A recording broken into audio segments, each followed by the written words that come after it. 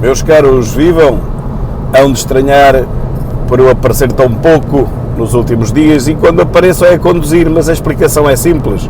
É que são estas 3 horas e meia que me deiam desde a origem até ao destino, seja da minha casa para a Assembleia da República, seja ao contrário, em que eu estou aqui, realmente sem fazer grande coisa, tenho que conduzir e mais nada, e portanto permite-me alinhar algumas ideias e ouvir algumas coisas nas rádios, algumas delas que me enfurecem bastante. Acabo de ouvir uma entrevista do Dr. Tângero Correia, o nosso cabeça de lista para as eleições europeias, e fiquei completamente indignado, não com a entrevista, mas com os comentários que lhe seguiram. Isto foi na Rádio Observador, que a gente pensa que é diferente da TSF Rádio Bloco de Esquerda, mas não é.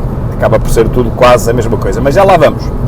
Primeiro, o assunto que acabo também de ouvir nas notícias: a TAP dá prejuízo pelo segundo trimestre consecutivo, portanto, tal e qual como aconteceu em anos anteriores, em todos os anos em que foram injetados milhares de milhões na TAP, só naquele ano é que a TAP dá lucro. No ano seguinte já dá prejuízo. Se há algum sorvedouro de dinheiro maior do que a TAP, eu sinceramente, meus caros, não conheço. Segundo trimestre consecutivo a dar prejuízo, depois de uma injeção de 3.200 milhões do ano passado. Outro escândalo, enfim, mais politiqueiro, é que Santana Lopes disse ao PSD que não é não.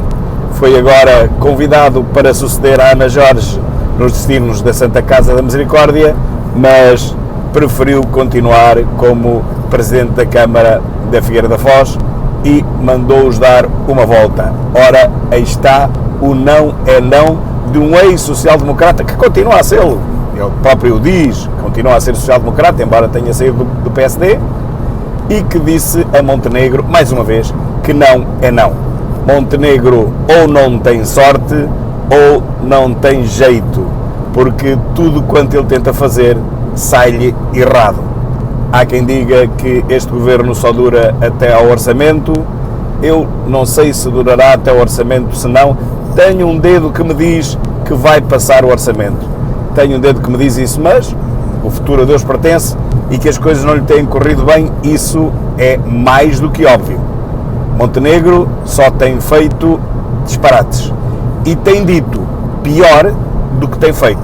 Fazer, ele pouco tem feito. Mudou os símbolos da nação e pouco mais.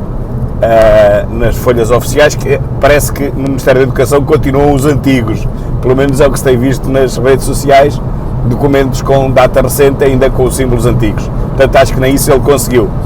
Mas, para além disso, cada vez que vai fazer uma conferência de imprensa, como já aconteceu por 2 vezes, queixa-se do Chega, queixa-se de uma conspiração entre o PS e o Chega, chamam-lhes até nomes parecidos com Geringonça, mas com o Chega no início, e vai-se desculpando, vai-se queixando qual Calimero pelas suas próprias ineficácias, pela falta de conseguir aprovar na Assembleia da República as suas diretrizes, que por acaso até são poucas ou nenhumas.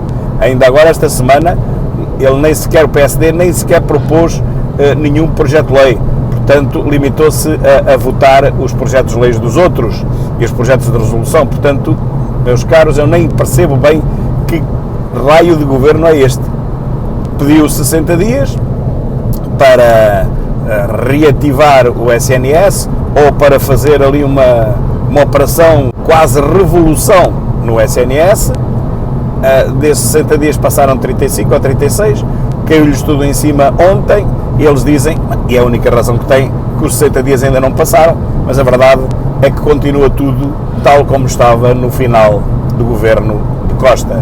Continuam as maternidades fechadas, continua a dança macabra das ambulâncias, que é, no interior, os doentes serem transferidos de hospital para hospital, de um pequeno para o médio, do médio para o grande, e entretanto muitos deles morrem nas ambulâncias, onde chegam ao seu destino, a um grande hospital, seja Coimbra, seja Viseu, muitos deles já chegam lá sem vida ou praticamente irreversível.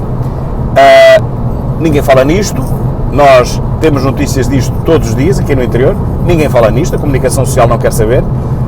Pelos vistos, o que quer saber mesmo é de tentar ridicularizar o nosso cabeça de lista às eleições europeias, como aconteceu agora nestes comentários na Rádio Observador, que são tão mauzinhos que eu nem sequer os vou comentar para não lhes dar palco. Meus caros, temos que ter atenção realmente com as rádios todas, não só as rádios da extrema-esquerda assumida como a TSF, como também as outras que se dizem direitolas, mas que no final são ainda mais escardalhas do que aquelas que são da esquerda assumidas. Rádio Observador ou TSF, eu não vejo grande diferença, é tudo da esquerda e está tudo à espera que este governo caia.